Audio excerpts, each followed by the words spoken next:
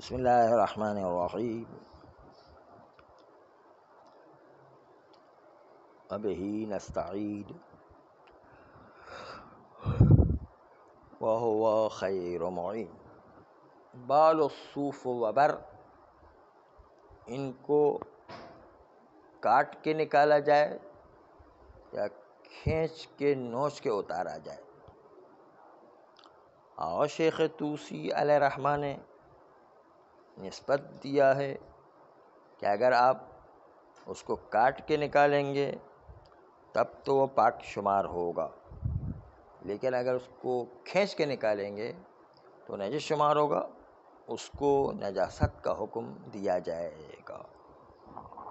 اور نجاست کا حکم دو میں سے کوئی ایک وجہ ہے، یا اس لیے کہ کھینچنے کی جگہ پر چونکہ وہ کھینچنے میں کچھ جزء از میتہ اس میں لگ جایا کرتے ہیں اور اس کو میتہ کے اجزاء سے استثناء نہیں کیا گیا، اس لیے وہ نجس ہو جایا کرتا ہے۔ یا روایت فتح یزید جرجانی کی روایت امام رضا علیہ السلام سے کہ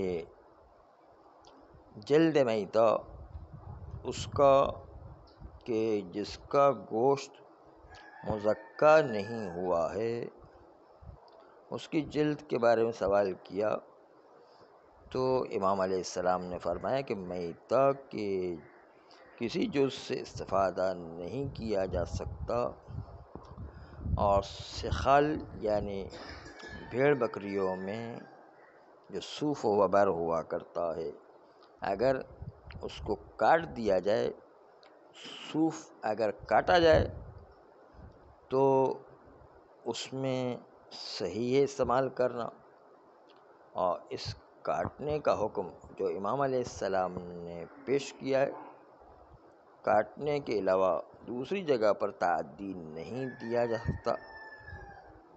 بس اگر کوئی چیز کاٹنے کے ذریعے سے جدا ہو تو وہ حلال ہوا کرتی ہے۔ یہ دو دلیلیں پیش کی شیخ طوسی علیہ رحمہ نے۔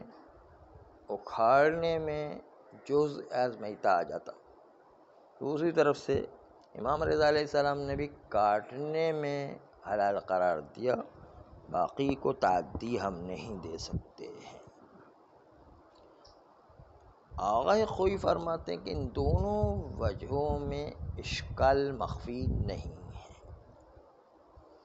اما پہلی صورت کہ شعر و صوف کو استثناء کیا ہے، وہ تقاضا کرتا ہے کہ وہ جڑیں کہ جو متصل ہیں اس شعر و صوف کے ساتھ کھینچتے وقت، وہ استثناء میں وہ جڑیں بھی شامل ہیں، جڑیں بھی پاک ہیں، کیونکہ استثناء شعر و وبر یہ بتا رہا ہے کہ اپنے فروع کی طرح اصل و جڑ بھی جس میں زندگی موجود نہ ہو وہ سب پاک ہے، یعنی اوپر کا بال بھی پاک ہے، نیچے کا بال بھی پاک ہے، کیونکہ اس کا نجس ہونا پتہ نہیں ہے۔ صحیح حلبی جو استثناء کر رہی ہے اور کہہ رہی ہے کہ جس میں بھی روح نہ ہو وہ پاک ہے، اور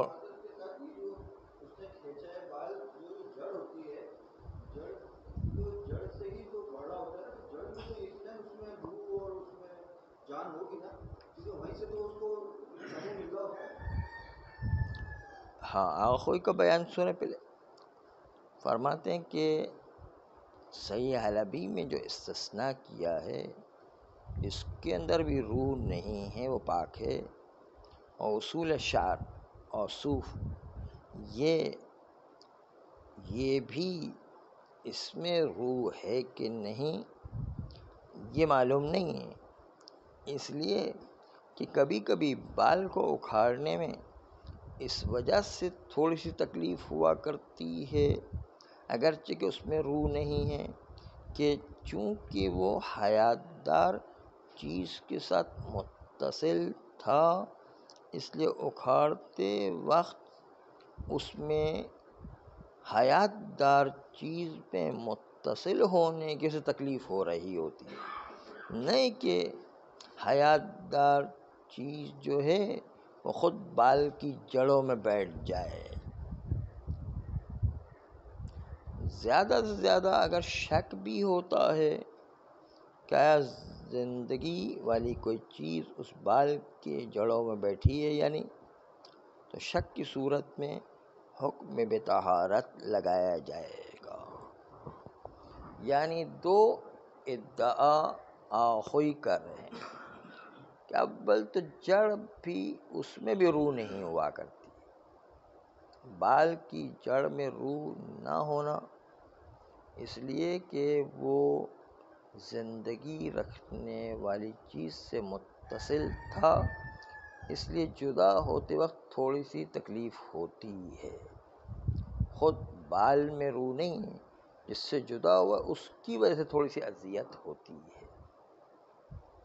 دوسری بات ہے کہ اگر کوئی شک بھی کرتا ہے کہ شاید کوئی ان زندگی رکھنے والی چیزوں میں سے اجزاء بال کی جڑوں میں رہ گئے ہوں، تو شک کی صورت میں پرواہ نہیں کریں گے، اور شک کی صورت میں ہم اصالت الطہارت جاری کریں گے۔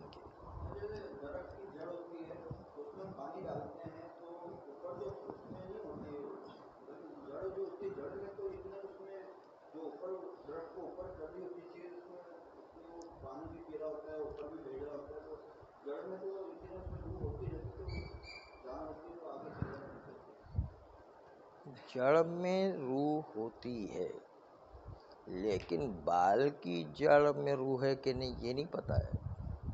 بال کی جڑ سے مطلب بال کا کنارہ، جڑ سے مراد یہاں پر وہ جڑ نہیں جو درخت کی جڑ ہے، یعنی بال کا کنارہ جو آخری ہے، اس کے اندر روح ہونا پتہ نہیں ہے کہتے۔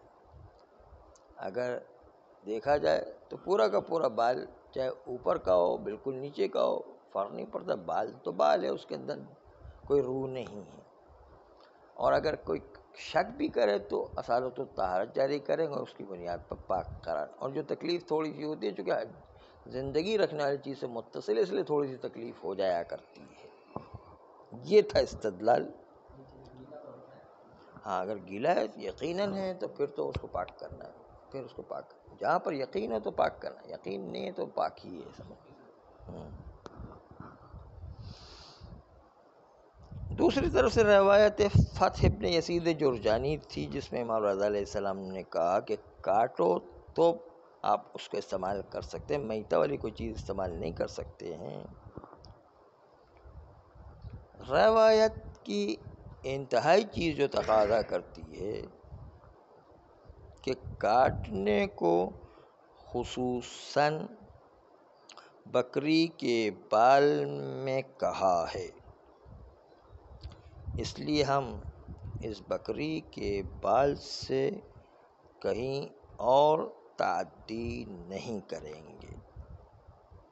یہ حکم شرط کاٹنے کا وجہ اطلاق کی بنیاد پر نہیں ہے، بس یہ حکم خالی ہے اس بات سے کہ ہم اضطراب نہ رکھیں، یعنی اضطراب موجود ہے کہ باقی میں کاٹنے کے سلسلے میں کوئی حکم موجود نہیں ہے،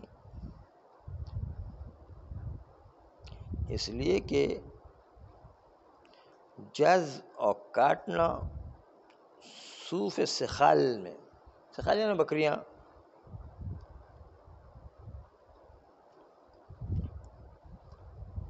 اور یہ بال جب جدا ہوتے ہیں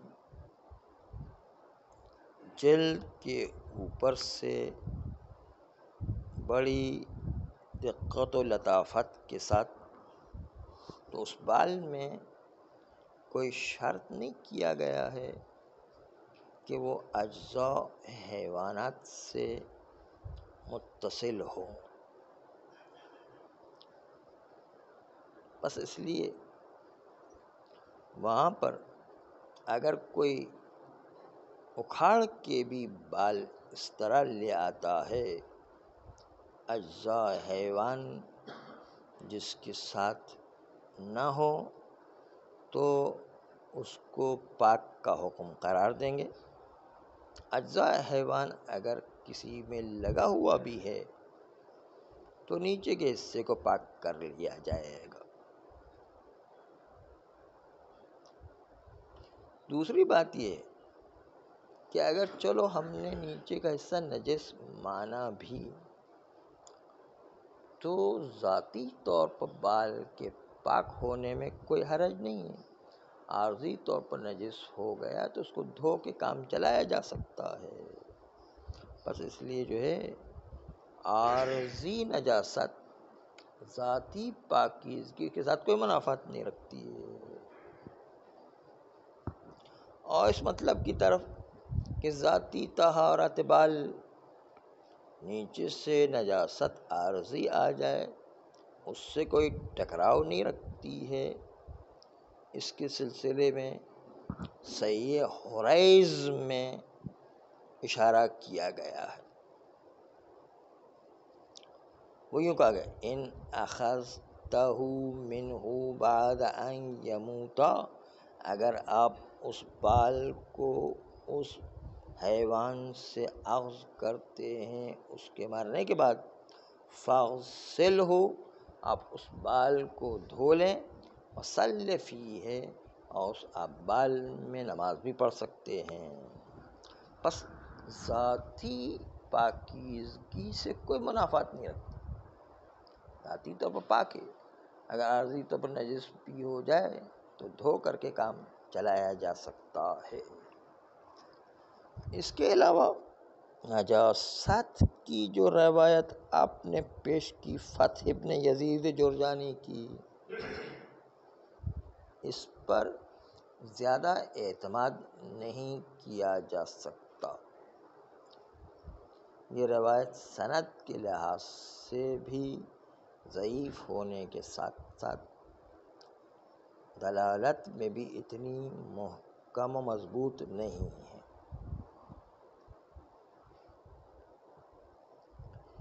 اس لیے کہ دلالت اتنی واضح نہیں ہے کہ جس کے اندر واضح طور پر تمام بالوں کا حکم بتایا گیا، اور صرف سخال کو کاٹ لیں اتنا بتایا گیا. سخال کے بعد بال کاٹ لیں، یعنی بکری کے بال کاٹ لیں اتنا بتایا گیا، باقی تمام چیزوں کا حکم بیان نہیں کیا گیا ہے. اور اگر بیان کیا بھی ہو تو نجاست عارضی ذاتی پاکیزگی کے ساتھ کوئی منافات نہیں رکھتی، اور ذاتی پاکیزگی کی بنیاد پر اس کو دھو کر کے انسان پاک کر سکتا ہے. یہ تھی گفتگو وہ بال کہ جس کو اکھاڑ کر نکالے جائے، کھینچ کے نکالے جائے، نوچ کے نکالے جائے. اگر اس میں کوئی نجاست آپ کو نظر آ جائے تو پاک کر کے استعمال کیا جا سکتا ہے، نہیں تو شک کی بنیاد پر اس کو پاک ہی سمجھے.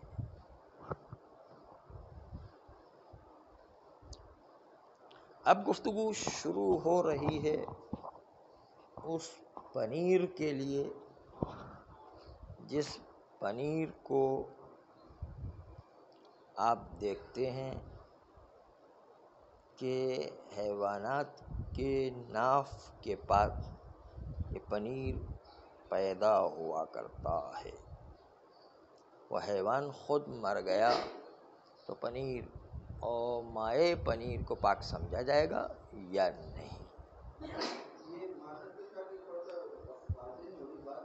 یہ جیسے ہمارے سر پہ بال ہیں، اب کیونکہ کوئی حصہ ایسا نہیں ہوتے جس پہ بال نہیں، سارے پہ بال ہیں. اب جب ہم گنجے ہو جاتے ہیں تو اگر یہ جڑ والا اس کا پاک شمار کریں گے تو گنجا ہونے کے بعد اگر ہلکی سی کھال اتاریں گے تو پاک شمار ہوگی نہیں ہوگی. جتنا حصہ انسان کے بالوں کا اندر ہوتا ہے اگر ہم اتنا حصہ نکالتے ہیں تو کھال نجیس ہوگی پاک ہوگی؟ کھال اگر آ گئی ہے یقیناً تو اس کو دھو کے نکال دیں گے، باقی بال جتنا رہ گیا وہ پاک ہے، یعنی چاہے وہ اندر سر کے اندر ہی کیوں نہ ہو۔ لیکن یہ آپ دیکھیں جو بال گر جاتے ہیں خود بخود، اس میں کوئی کیا سرے میں کوئی جاندار چیز لگی ہوتی ہے؟ نہیں لگی ہوتی۔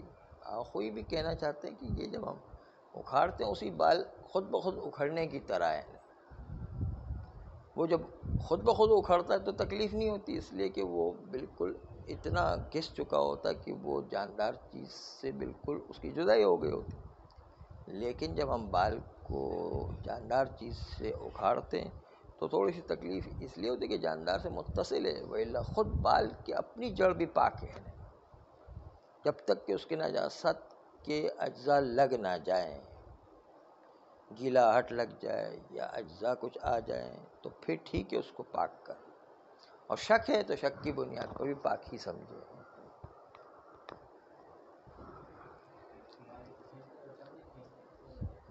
ہاں چمڑی کھینچ رہی ہوتی ہے اس لیے بنے۔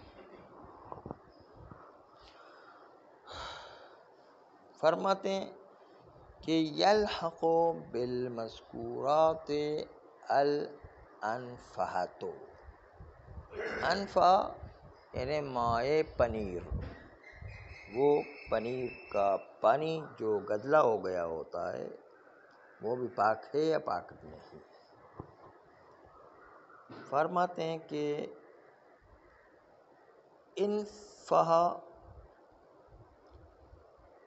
انفہ تو یہ پڑھنا بہتر ہے، لیکن کبھی کبھی اس کو دونوں کو کسرہ کے ساتھ پڑھا گیا، انفہتو، اور ہا کو تشدید کے ساتھ پڑھیں انفہتو۔ انفہتو بھی پڑھ سکتے، انفہتو بھی پڑھ سکتے، کیونکہ تخفیف کے ساتھ بھی پڑھا گیا ہے۔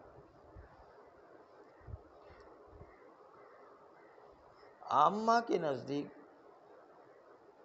اس کو مجبنہ کے نام سے پکارا جاتا ہے۔ جبن کہتے پنیر کو اور مائع پنیر کا نام مجبنہ۔ فارسی میں پنیر مایا کہتے ہیں۔ فرماتے ہیں کہ اس کے پاک ہونے میں کوئی حرج نہیں ہے، جیسے کہ کئی اخبار اس پنیر مایا کے پاک ہونے پر دلالت کرتی ہیں۔ البتہ گفتگو اس میں ہے کہ آیا یہ انفہا ہے کیا چیز، ظرف یا مظروف یا دونوں؟ کیا چیز ہے؟ ظرف کا مطلب وہ جس کے اندر یہ پانی ہوا کرتا ہے، مظروف کا مطلب وہ پانی جو پنیر کا اس کے اندر ہوا کرتا ہے، وہ پانی مراد ہے یا دونوں مراد ہیں؟ یعنی ظرف و مظروف دونوں مراد ہیں۔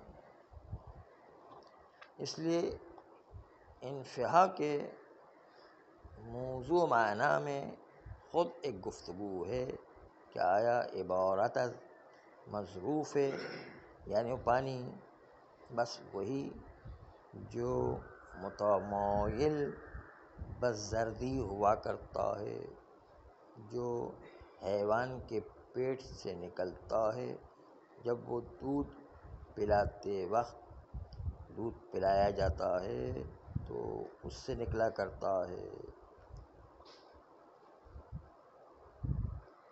یا یہ ایک ظرف کو کہتے ہیں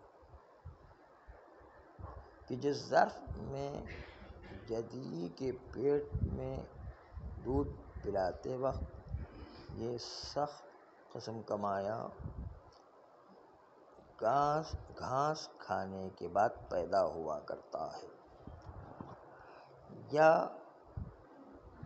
یہ نام ہے انفہا مجموع ظرف و مظروف کا، یعنی وہ ظرف جس کے اندر وہ گاڑھا پانی ہوا کرتا ہے، ظرف و مظروف دونوں مل کر کے آیا انفہا کہلاتا ہے، اور یہ تینوں مورد بحث ہیں۔